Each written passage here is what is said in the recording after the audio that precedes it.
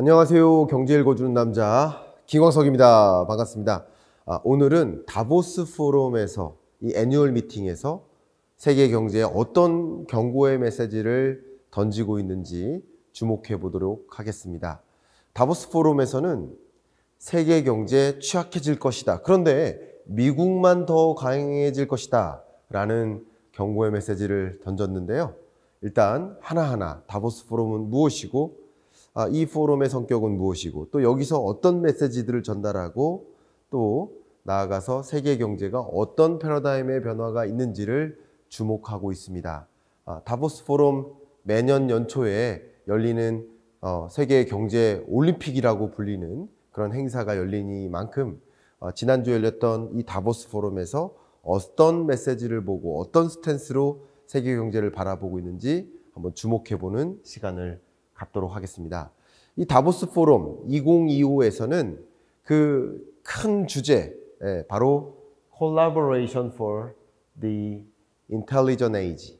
그러니까 Intelligent, 지능 시대를 위한 협업. 지능 시대, 우리는 이미 지능 시대에 왔다. AI가 이끄는 지능 시대다. 이 지능 시대에 어떻게 여러 가지 도전 과제들을 만날 텐데 그 도전 과제들을 대응하기 위해 어떤 협업, 어떤 정책적 혹은 비즈니스적 대응을 해야 될까에 대한 주제로 논의가 집중됐었습니다. 그 논의 주제를 보면 방금 말씀드렸던 것처럼 일단 세계 경제의 성장세가 완전히 달라지고 있다. 리이매지닝 할 필요가 있겠다. 특히 이 인텔리전 시대, 이 지능형 시대의 국면에 걸맞게 새롭게 부상하는 산업들이 있고 또 이 지구 행성 자체를 완전히 또 바꾸는 이런 관점에서 어떻게 우리는 세이프가드를 해야 될지 또 어떻게 신뢰를 다시 재건할지 또 인재에 어떻게 투자할지 어떤 기술 인재를 우리는 확보해야 될지에 대한 안건들이 이 소위 2025 월드 이코노믹 포럼의 대주제였다라고 말씀을 드려보도록 하겠습니다. 너무나 유명한 한때 4차 산업혁명이라는 대주제를 끌어모았었던 인물 클라우드 슈밥의 연설이 물론 있었고요. 물론 그런 연설이 있는 과중에 그 부자들만의 회의 아니냐, 세계 많은 기업들 또 세계 주요 경제 대통령, 부총리 이런 급들이 다 모여가지고 지들만의 리그 아니냐라는 이런 지적들도 많이 하고 있습니다. 또 한편에서는 이코노미는 for all, 모두를 위한 경제를 구성해야 된다. 왜 오로지 소수만을 위한 경제를 구성하느냐라는 어떤 시위들도 상당 부분 많이 펼쳐지고 있는 것은 맞습니다. 저는 이 월드 이코노믹 포럼에서 다보스 포럼에서 열리는 주요 안건들을 가지고 여러분들께 매년 연초에 공유를 해드리고 있습니다.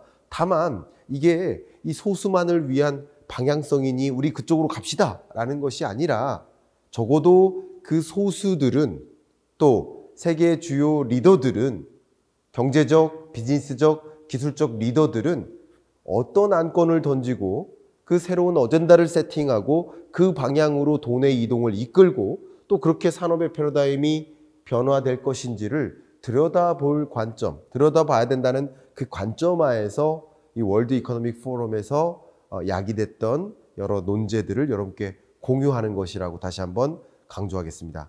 월드 이코노믹 포럼과 성격은 많이 다르지만 CES에서 전해진 기술 패러다임의 변화를 여러분께 전해드린 것처럼 IMF나 월드뱅크의 경제전망 보고서가 나오면 여러분께 즉시 분석해서 보여드리는 것처럼 글로벌 경제가 어떤 국면으로 전환되고 있는지를 들여다보기 위한 하나의 관찰 포인트로서 월드 이코노믹 포럼은 어떤 대주제 하에 어떤 어젠다를 세팅하는지 지금부터 본격적으로 말씀을 드려보도록 하겠습니다. 먼저 작년에도 이 말씀 드렸습니다만 다보스 포럼이 뭐냐? 그 질문에 대해서 답변을 먼저 드리고자 합니다. 정의는요, 범세계적 경제 문제에 대해 토론하고 국제적 실천 과제를 모색하는 국제민간회의다. 창립은 앞에 제가 보여드렸었던 독일 태생의 유대인이죠. 클라우드 슈밥이 1971년 비영리 재단 형태로 창립을 한 겁니다. 물론 정식 명칭은 세계경제포럼, 월드 이코노믹 포럼, WEF라고 불리고 있지만 이 다보스 포럼이 개최되는 이 장소답게 이곳이 스위스 다보스라는 정말 유럽에서 가장 높은 지대라고 보시면 좋겠습니다. 이곳에서 세계의 저명한 기업인이나 경제학자나 저널리스트, 정치인 여러 인물들이 모여서 범세계적인 경제 문제에 대해서 토론을 단행하고 국제적으로 어떤 실천 과제들이 필요한지를 모색하고 있다라는 관점에서 이 행사가 주로 개최되는 지역이 스위스 다보스다라는 관점에서 다보스 포럼이라고 불리기 시작했습니다. 앞에 말씀드렸던 것처럼 이 세계경제 포럼은 매년 초에 총회가 열리고 다보스 포럼으로, 월드 이코노믹 포럼보다는 다보스 포럼으로 더 많이 알려져 있는데 2002년, 이게 퀴즈처럼 많이 나옵니다. 항상 다보스에서만 열리느냐? 그건 아니다. 2002년 9.11 테러가 있었을 때 그 9.11 테러에 맞선다라는 의미에서 다보스 대신 뉴욕에서 개최된 적이 한 번 있었습니다. 그리고 다보스에서 개최된다고 해서 다보스에 이 본부가 있느냐? 그렇진 않습니다. 스위스 제네바에 본부를 위치하고 있습니다. 처음에는 독립적인 비영리 재단 형태로 출범을 했습니다. 유럽인의 경영 심포지엄이라고 이렇게 출범을 했었는데 시대가 흘러가면서 참석 대상이 전 세계로 넓혀지고 정치인들도 참여를 하고 하다 보니까 이 다보스 포럼은 이 연차 총회 외에도 여러 지역별 회의도 하고 산업별 회의도 운영하면서 세계 경제 문제에 접근을 해왔다. 처음에는 유럽 경제에 좀 집중을 해왔다면 범세계적인 경제 문제에 집중을 해오는 방식으로 바뀌고 있다. 그럼 이 다보스 포럼에서 전달하는 여러 어젠다들이 보시는 것처럼 Chief Economist Outlook이라는 매년 1월에 발표하는 굳이 따지면 월드 이코노믹 포럼이 개최되는 가운데 제시하는 경제 전망이라고 볼 수 있겠죠. 다만 제가 그동안 말씀드리는 IMF의 경제 전망, 또 월드뱅크의 경제 전망, 저의 경제 전망하고는 좀 성격이 다르고 세계를 대표할 만한 치프 이코노미스트들을 대상으로 설베이를 벌이고 그 설베이 결과 이들은 평균적으로 이런 생각을 한다. 이렇게 경제를 진단하고 있다. 라는 식으로 세계 경제의 아웃룩을 제시하고 있다. 라는 측면에서 또 결이 좀 다르다. 그래서 월드 이코노믹 포럼에서 전달하고자 하는 세계 경제 진단 어떤 면면들이 있는지 하나하나 보도록 하겠습니다. 참조적으로 먼저 말씀드리면 작년에 개최됐었던 월드 이코노믹 포럼 24년 1월이죠. 그때는 제가 어떤 어젠다를 여러분께 소개했었냐면 지경학적 분절화가 이루어지고 있다. 지오이코노믹 프래그멘테이션, 세계가 파편화되고 분절화되고 있다라는 말씀을 드렸는데 실제 24년 세계 경제가 분절화되었죠. 글로벌 밸류 체인이 붕괴되고 해당 국가, 이 프래그멘테이션 내에서만, 블록화된 경제 내에서만, 블록 경제랑 좀 비슷한 개념이죠. 그 블록 내에서만 교류가 조금 더 활발한 그런 모습이 전개됐다고 작년에도 소개를 해드렸는데 역시 오늘은 어떤 부분들을 주로 소개할지 주목해 주시길 바라겠습니다. 먼저 세계 경제가 다운사이드 리스크가 더 부상하고 있는 국면이다. 업사이드 리스크도 있고 다운사이드 리스크도 있는데 다운사이드 리스크가 더 많아지고 있다. 세계 경제가 somewhat weaker, 점차 경제가 취약해지고 있다. 세계 경제가 취약해지고 있다라는 것이죠. somewhat stronger가 아니라 somewhat weaker에 해당하는 비중이 더 많기 때문에 세계 주요 이코노미스트들은 2025년 경제가 23년 4년보다 더 취약해지고 있는 국면에 놓였다라고 평가하고 있습니다. 그러면 어떤 부분들에 있어서 또 어떤 주요 지역들이 더 취약한 국면으로 전개되는지를 봐야 되겠죠.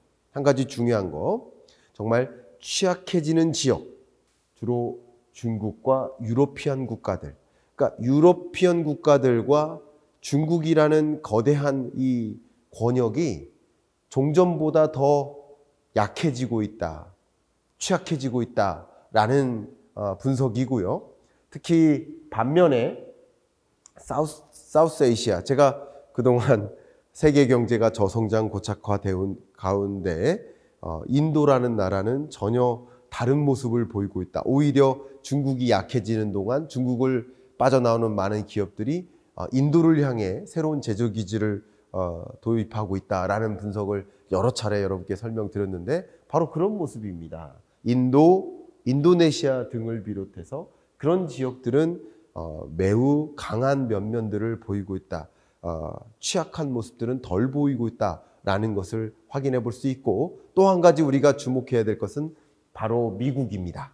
미국이라는 나라는 상당히 강한 모습, 그 어떤 권역보다 강한 모습을 보일 것으로 세계 주요 이코노미스트들이 전망하고 있다라는 관점에서 세계가 뒤틀리는 거죠. 과거의 모습과는 다른 거죠. 제가 앞서 보여드렸던 이 표지, 보고서 표지 보시면 어떻습니까? 세 갈래 길로 나뉘죠. 마치 세계 경제가 저성장 고착화되는 가운데 인도나 인도네시아와 같은 서남아시아 국가들은 또 강하게 움직이고, 또 미국도 나름 예외주의 성격으로 강하게 움직이는데 세계 전반적으로는 저성장 고착화되고 있다.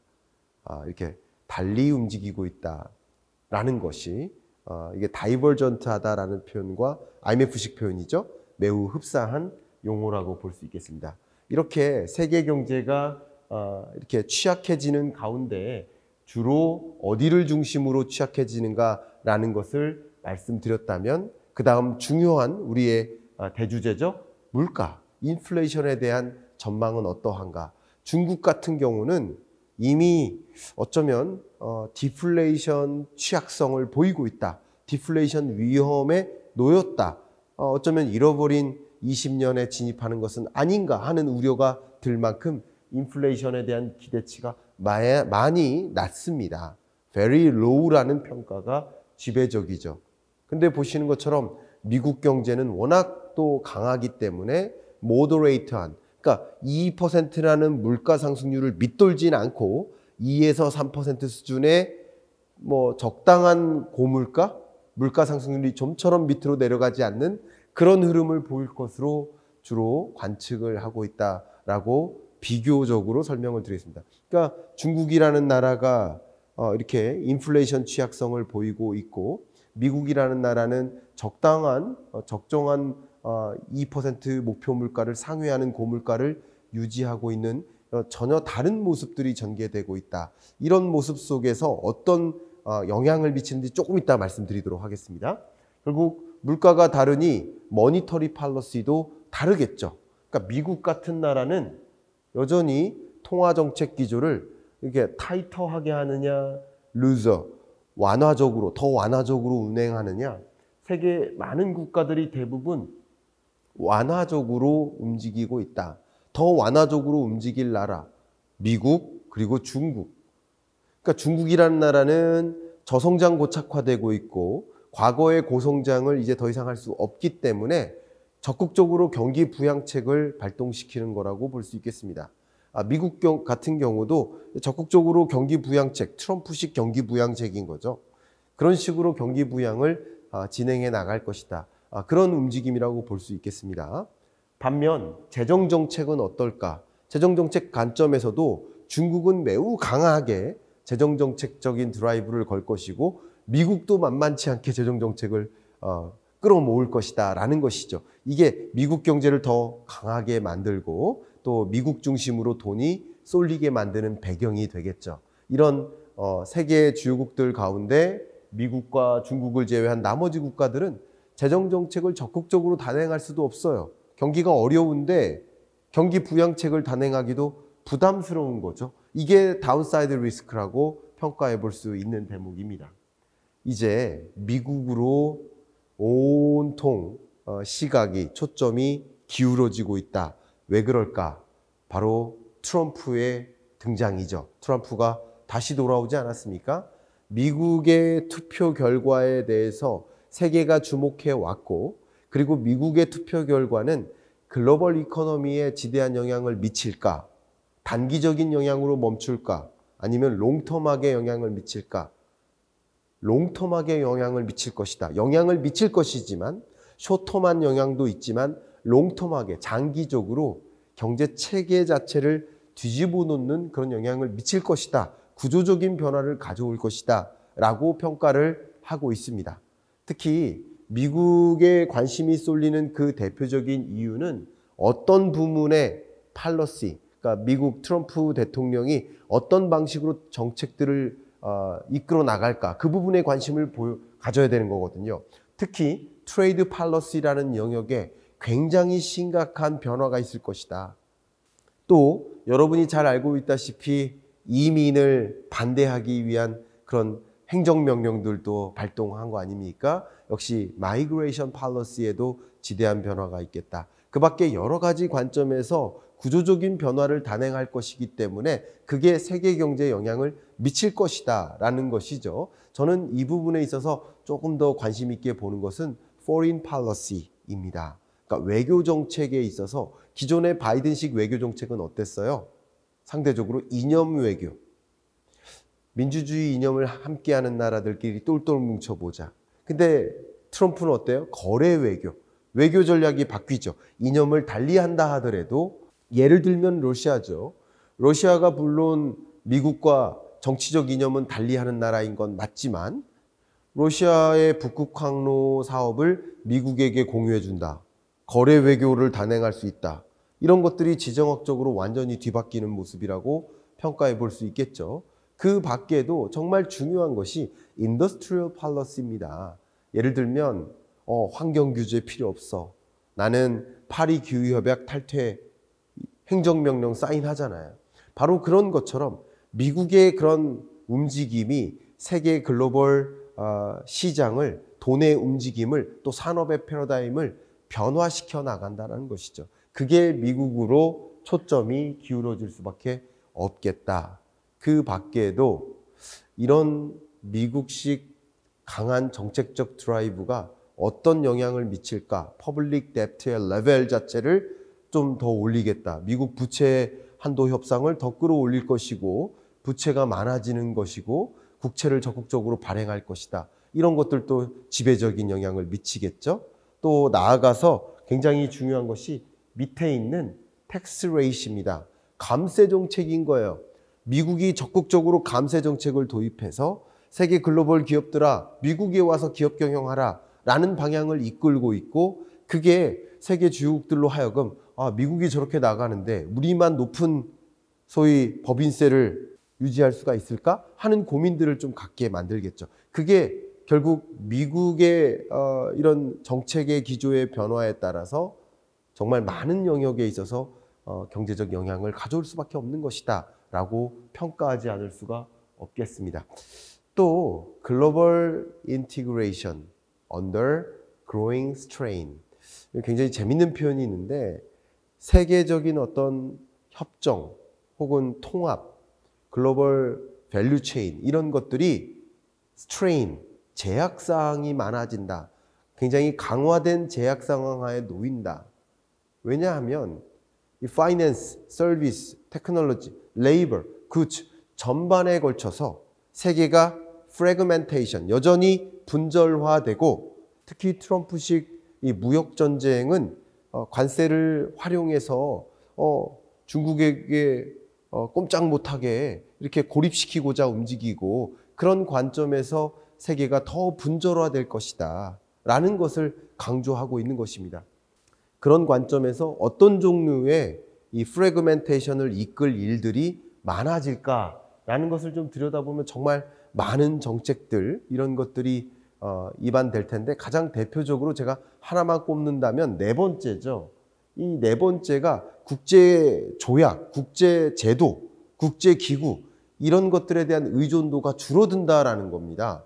트럼프가 적극적으로 나 나토 탈퇴, UN 파리 기후협약 탈퇴 할 것 없이 각종 국제기구나 조약으로부터 탈퇴하고 이런 것들은 이제 국제조약을 통해서 세계가 하나로 만들어지는 글로벌라이제이션을 이루었었던 그 시대에서 이제 점차 프래그멘테이션 되는, 분절화되는, 파편화되는 경로로 갈 수밖에 없다. 이런 것들이 소위 말하는 이 프래그멘테이션의 유인이다, 유인책이 될 것이다 라는 것을 강조합니다. 그 밖에도 여러분 이 트럼프 이슈 말고도 맨 밑에 있는 데모그래픽 체인지, 이게 뭡니까? 인구 구조 변화예요.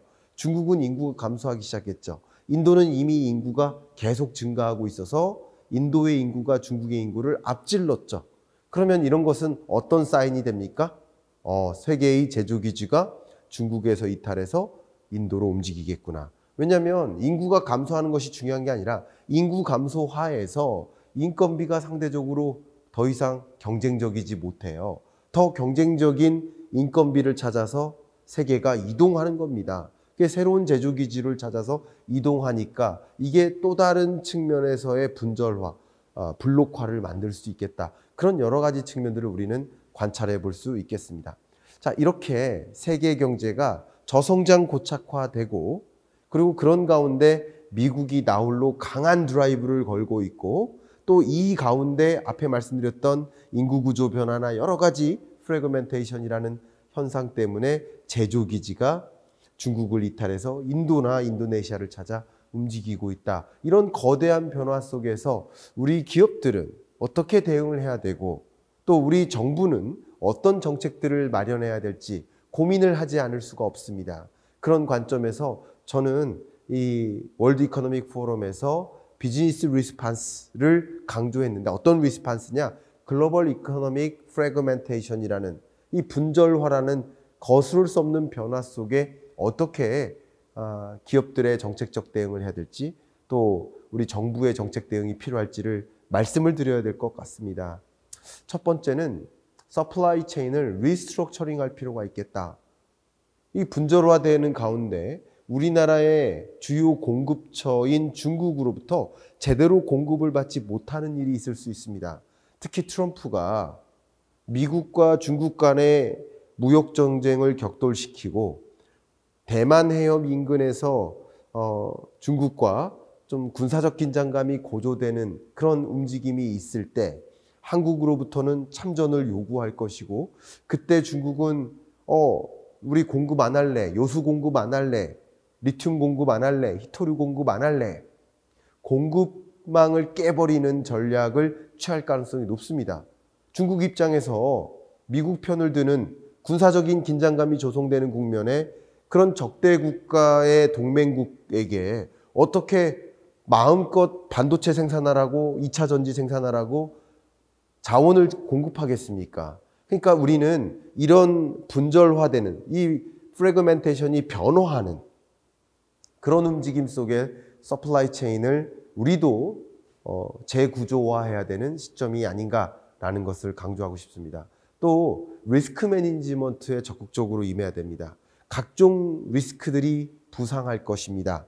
무역 전쟁 외에도 지정학적, 외교적 리스크들이 부상할 수밖에 없습니다. 그러면 기업들도, 정부도 더 적극적으로 리스크를, 어떤 위험 요인이 있는지를 모니터링하고 그 위험 요인에 선제적으로 대응책을 강구하면 좋겠고, 최소한 선제적으로 혹은 발빨리 그 리스크 요인을 파악해서 적시 대응하는 것도 필요한 것이 아닌가, 이런 생각을 해봅니다.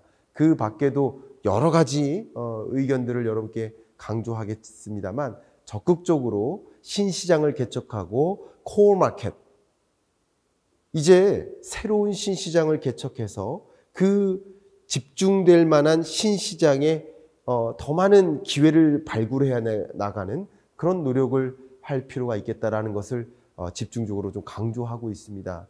마지막으로 No major changes, adopt a wait and see strategy.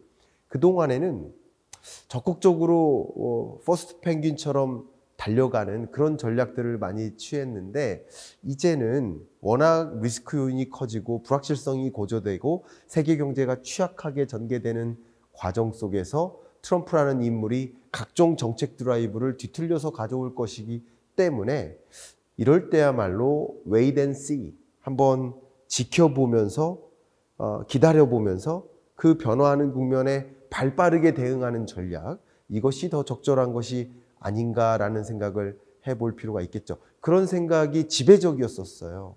그러나 더 이상 그런 메이저한 체인지에 대해서 대응하지 않으면 안 되는 국면으로 우리는 치닫게 되었습니다. 이런 여러 가지 관점에서 정책적으로 어떻게 대응할지, 기업은 또 어떤 대응을 할지를 생각해보고 모색해볼 수 있는 그런 계기가 되셨기를 바라고, 제가 2025년 경제전망서 또 트럼프 2.0 이 두 권의 책을 통해서 25년 경제를 좀 바르게 진단하고 그 안에서 나는 어떤 준비를 할까, 준비되지 않은 것은 실패를 준비하는 것과 같다라는 문장을 던졌을 만큼 우리는 충분히 준비되어 있어야 되지 않을까라는 메시지를 다시 한번 드리면서 오늘 월드 이코노믹 포럼에서 전달했던 주요 어젠다들을 여러분과 공유하면서 이번 주 경제 읽어주는 남자 마무리하겠습니다. 감사합니다.